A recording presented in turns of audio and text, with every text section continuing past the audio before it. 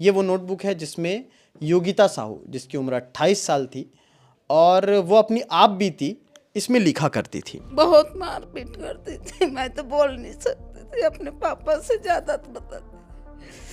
मैं रोती थी इसलिए मेरे को ज्यादा नहीं बताती, छुपाती थी मेरे से, मम्मी डरती है करके। लेकिन उसको बताने नहीं दिया जाता था।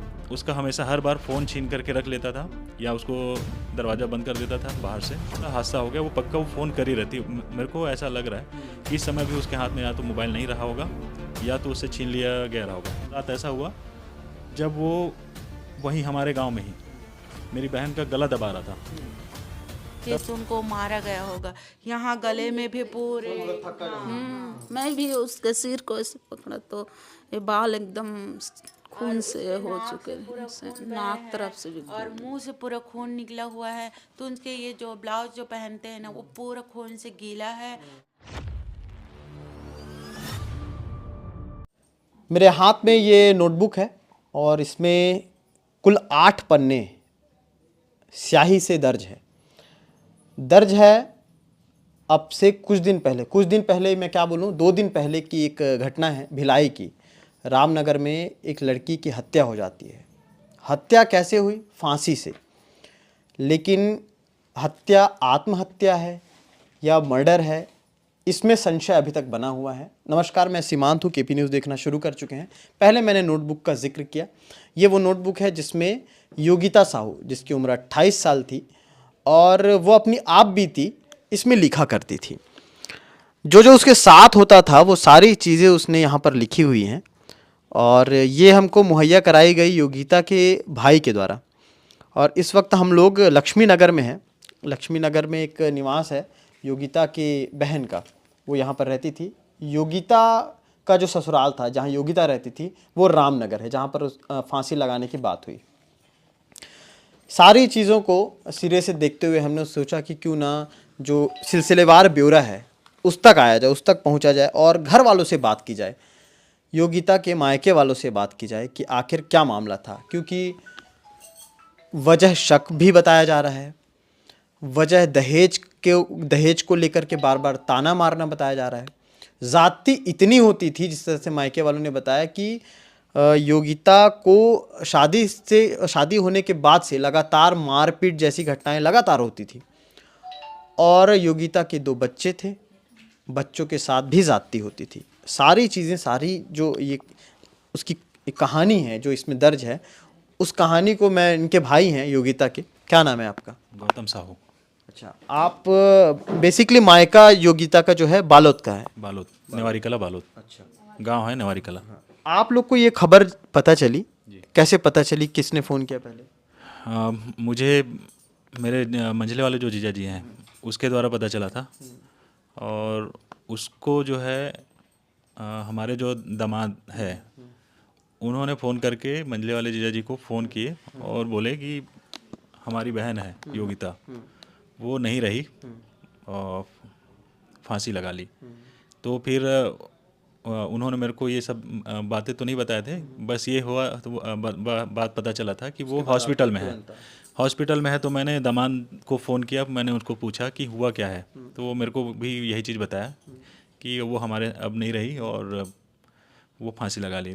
तो फिर हम लोग शॉक्ड हो गए और हम लोग सब के सब घर से तुरंत निकले थे। गांव से आए हम लोग, हॉस्पिटल जा कर के देखे तो हमारी बहन जो है मरचुरी में थी। और उसके बाद हम लोग वहाँ से चले आए। आने के बाद में हमने पता करने की कोशिश किया कि हुआ क्या था। कारण क्या पता चला आप लोगों को? कारण ये था कि बहुत ज़्यादा मारा गया था। जब हम लोग मरचुरी में जा कर के देखे उसके शव को, तो उसमें मतलब ऐसा है, खून के निशान, मारपीट का पूरा निशान दिख रहा था शरीर में। और ऐसा हर बार होता था, हम लोग को हमेशा डर रहता था। मतलब अब जब भी फ़ोन आता था उसका, हम लोग को लगता था कि अब क्या होगा, कुछ अनहोनी ना हो। कब शादी हुई थी? शादी हुई थी उन लोग की 2019 में, 13 फरवरी को। 2019 में? 2019 के बाद से लगातार मारपीट होती थी? हाँ, 2-3 महीने के बाद से मतलब हम लोग को पता चलने लगा कि हमेशा ऐसा मारपीट हो ही रहा है करके। कई बार ऐसा हुआ कि घर वालों के समझाइश का भी मतलब सहारा लिया गया, समझाया भी गया, सब किया गया, बड़े लोग भी आगे के समझाए। और हमेशा से हम लोग यही चाहते थे कि टूटे ना, जुड़े रहे जैसे भी हो। और कई बार ऐसा हुआ कि हम लोग यहाँ तक भी पहुँचे थे कि अब हम हमारे साथ में ही हम लोग लेकर के चले जाएंगे, अलग अलग ही रहना ज़्यादा सही है। और चूँकि बच्चे लोग थे तो बच्चों का भविष्य देखते हुए हम लोग भी ऐसा था कि करे तो करे क्या। पिताजी हैं? आप पिताजी हैं, क्या नाम है आपका? चंद्रशेखर साहू। आपको ये जानकारी बेटी से कभी पता चली थी ऐसा कुछ कर रहे हैं ये लोग? आए दिन ऐसा मारपीट होता है? मारपीट तो आए दिन होते रहते हैं उनको। वजह क्या था, आप कुछ बता सकें तो? वजह तो उसका वजह कोई बता ही नहीं सकता, कुछ नहीं रहता। मम्मी को रोटी नहीं दिए, जबकि बना ही रहते, उसके साथ में रोटी खा रहे और उनको रोटी नहीं दिए, वो उसी के कारण तुरंत वहीं पे मारपीट शुरू कर देता था, है ना। जबकि रोटी बना ही रहे हैं और उनको कैसे दे दें? पहले एक को दिए, फिर सेकंड वाले उसको फिर देंगे। आपकी सबसे छोटी बेटी थी? हाँ, योगिता साहू सबसे बेटी वाली, मैंने सबसे छोटी वाली बेटी है अभी जब आप लोग गए वहाँ पे जी। तो बच्चों को लेकर के कोई बात डिस्कस हो रही थी कि बच्चों को किस तरह से क्या किया जाएगा? 2 बच्चे हैं, बच्चों के साथ भी ज्यादती होती थी ऐसा बता रहे हैं। हमेशा जाती होती है बच्चों के साथ, पर वहाँ तो उनके घर वाले हमारे साथ कोई भी प्रकार की बात नहीं किए, तो हम लोग वहाँ से कल खाना भी नहीं खाए, हम ऐसे ही आ गए। उन लोग भी बातचीत नहीं किए, हम लोग भी नहीं किए। वो लोग भी बातचीत नहीं की? नहीं, उन लोगों के मतलब ऐसा कोई बातचीत करने के लिए उन लोग भी मतलब आगे नहीं आए, तो हम लोग कैसे क्या बोले। बाकी बच्चों का है तो बच्चों के लिए तो हमेशा हम लोग खड़े ही हैं। रिपोर्ट आपने, जब ये सब होता था तो आप लोगों ने कभी कंप्लेन की थी, रिपोर्ट्स वगैरह? हमने एक बार वैशाली नगर थाना में सूचना दिया था, जब हम लोग काफ़ी ज़्यादा मार रहे थे उस समय भी। तो हम लोग को जब जानकारी हुआ तो हम लोग आ कर के उसको ले जाना चाहें, हम लोग शांति से ले जाना चाह रहे थे, लेकिन वो उस दिन हम ही लोग के ऊपर हावी हो गया, हम ही लोग के ऊपर मारपीट या जाने नहीं दे रहा था। तो हमने पुलिस के सहायता से 112 को बुला करके उनके सहायता से हम लोग उसको घर लेकर के गए थे। घर लेकर के गए, वहाँ पे भी कई बार ऐसा हुआ कि समझाइश का भी कोशिश हुआ, बड़े बुजुर्ग लोग भी आए, उनके भी समझाइश का हुआ, हम लोग भी समझते थे। दूसरा, हम लोग काउंसलिंग के लिए भी तैयार थे कि काउंसलिंग करवा देंगे, घर टूटे ना। रात ऐसा हुआ जब वो वहीं हमारे गांव में ही मेरी बहन का गला दबा रहा था, तब जा कर के मेरे घर वाले, उस समय हम लोग भी सारे लोग थे घर पे, तो हम लोग रात को जगे और हम लोग जब उसके रूम में दौड़ करके गए तो मेरी बहन रो रही थी, चिल्ला रही थी कि मार रहा है करके। फिर पापा उसको छुड़ाए, छुड़ाने के बाद में उसके साथ भी हाथापाई किए। अच्छा, आपसे भी मारपीट किए थे? मेरे क्या साथ क्या किए थे? मेरी बेटी ने आवाज़ दी तो मैं उनको जाकर, मैंने गला दबा रहे थे तो उसको छुड़ाया। छुड़ाने के बाद में फिर वापस उसको मारपीट कर रहे थे, तो उसको मारपीट कर रहे थे तो मैं भी उसको एक थप्पड़ दिया। तो मैं एक थप्पड़ दिया तो मेरे को भी 2-4 थप्पड़ दिए और आपको भी मारने लगा? किए और बहुत ज़्यादा गाली गलौज किए। तो फिर मेरे बच्चे लोग और भतीजे लोग आए, फिर भी वो लोग नहीं कर पाए उन लोगों को।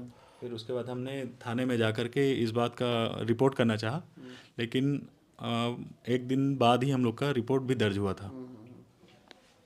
माता जी उनकी आप हैं, आपसे कैसी मतलब बेटी से बातचीत होती थी आपकी?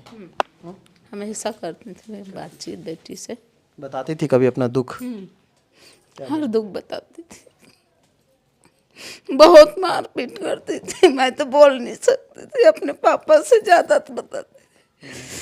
मैं रोती थी इसलिए मेरे को ज़्यादा नहीं बताती थी, छुपाती थी मेरे से, मम्मी डरती है करके। प्रेगनेंसी में भी थी तो भी मारपीट हो रहा था? हाँ, प्रेगनेंसी में भी मारपीट करते थे, हर वक्त ओकर साथ बुरा व्यवहार हमेशा। मोर घर में भी आके मोर साथ में सो रहा है तब भी मारपीट करे मोर सामने, आंखों सामने। अपन ये नहीं सोचो कि अलग कर देना चाहिए? अलग कर देना चाहिए, मैं तो कभी भेजना नहीं चाहते रहे, मैं कई बार मैंने मना करे हूँ। तो बच्चा जो है ना अभी अभी जो है जाए तो छोटे वाले जो बच्चा है ना, पापा पापा करके ओकर हाथ पकड़ के योगिता के पास ला ले, और पापा मम्मा चलो ना घूमने जाएंगे, यहाँ जाएंगे वहाँ जाएंगे, कि वो बच्चा एकदम उकसाए तहाने बच्चा रोना धोना शुरू करे, चलो ना मम्मा पापा के साथ जाएंगे घूमने के लिए, यहाँ जाएंगे वहाँ जाएंगे करके अपन माने बच्चा ला एकदम एक करके वो है ना वैसी बहुत कम से कम ने हमारे गांव में कई बार जा चुकी, नहीं भेजते रहे ना, आखिरी में पता नहीं कैसे ओकर मन एकदम बदल गए कि जब तक मैं यहाँ रहूँ तब तक मोर मम्मी पापा ले आके परेशान करते रही। सवेरे 7 बजे ही हमारे घर पहुँच जाए सवेरे। आखिरी बार योगिता से कब बात हुई रिस आपके? हाँ मना तीनों बेटा बहू और माने तीनों ना वीडियो कॉल में, शायद कौन दिन है, शनिवार को ना वीडियो कॉल किए थे बच्चे, मामी मामा के साथ बात करूँ करके, तो उतना समय नाश्ता बना खवाती बच्चा मन ला, और बात हो रही दिन, और थोड़ा सा वीडियो कॉल में योगिता के चेहरा भी दिन बस देखे हो। एक बाद में बच्चा मन ला पढ़ाई करहूँ माँ रखत हूँ करके फ़ोन रख दिस। एक बाद अभी कैसे हंस, मैं हमेशा डेली यही बात पूछूँ कि आज ठीक हंस नहीं, लड़ाई झगड़त नहीं करत ना, ठीक हो मम्मी से बोली से।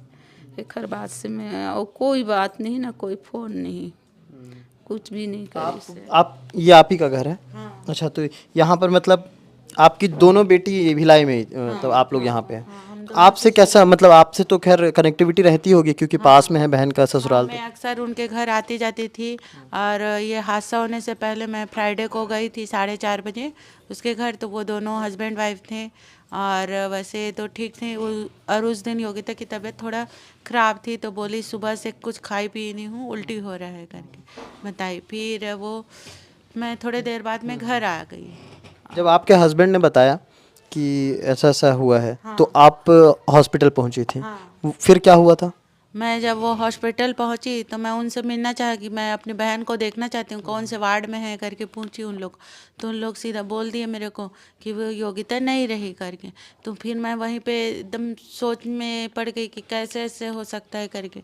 फिर मेरे साथ एक और गुड़िया गई थी, फिर हम दोनों एकदम वहाँ सोचने लगे कैसे, और हम जब आप अपने आँख से देखेंगे नहीं तब तक हम लोग को यकीन भी नहीं होगा, ऐसे करके मन में था। फिर मैं वो एक अंकल हैं उनको बुलाई कि आप आ जाओ, तो आप बात करोगे तो आप बड़े हो तो आप बोलोगे तो कुछ हम लोग दिखा देंगे इन लोग, ऐसे करके। तो वो भी आए, तो हम लोग रिसेप्शन में जाके पूछना चाहा कि हादसा कैसे हुआ और कब इनको एडमिट किए और लाए तो कैसी थी करके। तो रिसेप्शन वाले ने बोला प्लीज़ कैसे हम लोग नहीं बताएंगे करके, उन लोग हम लोग को नहीं बताए। लेकिन एक वार्ड बॉय था जो हमारे परिचय के थे, तो मैं भैया से पूछी कि आप हम लोग को तो पहचानते हो भैया, क्या हुआ कैसे हुआ। तो भैया बोले कि लाए तभी उनका वो तो चल ही नहीं रहा था, मैं जब उनको उठाया तभी पता चल गया, लेकिन हम लोग उनको कुछ नहीं बोले। तो हम लोग चेक करने के बाद ही उन लोग को बताए कि वो नहीं रही करके। और वो बोले कि गले में तो निशान था ही, और पूरे बॉडी में चोट के निशान हैं, और सर पे भी स्वेलिंग था, और पूरे नाखून के निशान थे पेट पे, और हाथ में भी चोट के काले काले धब्बे पड़ गए थे। योगिता की अरेंज मैरिज थी? हाँ, कितनी पढ़ी लिखी थी योगिता? वो फार्मेसी की हुई थी, बी फार्मेसी, हाँ साथ में डी फार्मेसी। हाँ डी फार्मेसी से भी की हुई थी। हाँ। और वो शादी से पहले तो वो जॉब कर रही थी, और वो तो उनके परिवार वाले बोले कि जॉब करती है तो अच्छी बात है, हमारे घर में बड़ी बहू तो करती है तो हम छोटी को भी करवाएंगे, ये ऐसा उन लोग ने बोले थे। लेकिन शादी के बाद तो उन लोग जॉब के लिए कोई कुछ बोले ही नहीं कि जॉब करोगे करके। आप बड़ी बहन है, मतलब वो कुछ बताती थी नहीं, अपना दुख बता रहे हैं कि जैसे अमूमन बार बार चर्चा नहीं करती थी, इतनी हिम्मती थी तो वो फांसी तो नहीं, वो फांसी नहीं लगा सकती, वो उसको ना लगाया गया हो। और मैं तो ज़्यादा बात नहीं करती थी, ये ज़्यादा बात करती थी, मैं कभी कभार बात करती थी उससे, लेकिन वो पूछती थी कैसे हो करके, तो बोलते हैं वो कहाँ सुधरेंगे रे, वो ऐसी है ऐसे करके बोलते थे वो हमेशा। चोट के निशान काफ़ी मतलब ज़्यादा।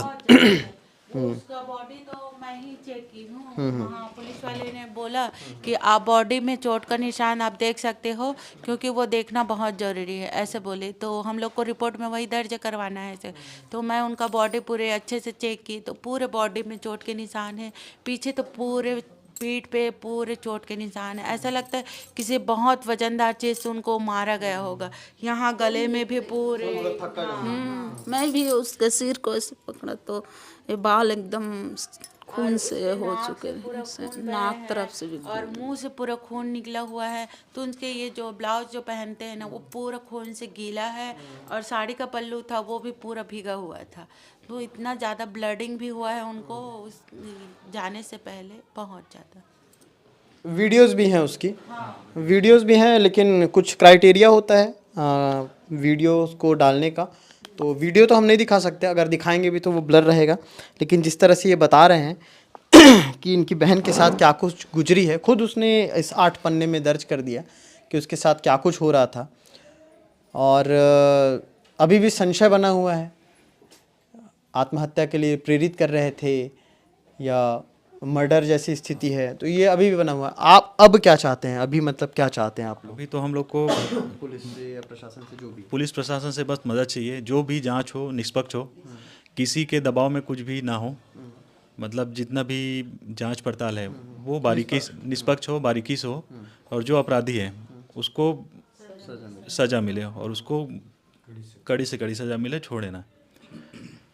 तो ये योगिता का परिवार था, और परिवार वालों ने अपना दर्द बयां किया। माँ के आंखों में आंसू हैं, पिता भी अंदर से रो रहे हैं, तमाम वो लोग हैं। और जिस तरह से ये लिखना, जिस तरह से सारी चीज़ें हुई, जिस तरह से बता रहे हैं कि कितनी हिम्मती लड़की थी, तो जाहिर सी बात है, अगर साफ तौर पे देखा जाए तो इस तरह की चीज़ें तो शायद वो ना कदम उठाए। लेकिन अब इसमें क्या कुछ है, क्या अपडेट रहेगा, क्या संशय बना हुआ है, वो संशय कैसे पूरा होता है, ये जानने के लिए हम लोग लगातार आपको अपडेट देते रहेंगे इस मामले में। और ये मामला भिलाई का था, भिलाई के रामनगर में, जहां 14 जनवरी की शाम को योगिता साहू के साथ एक मामला होता है जिसमें फांसी लगाने के बाद उनकी मौत हो जाती है।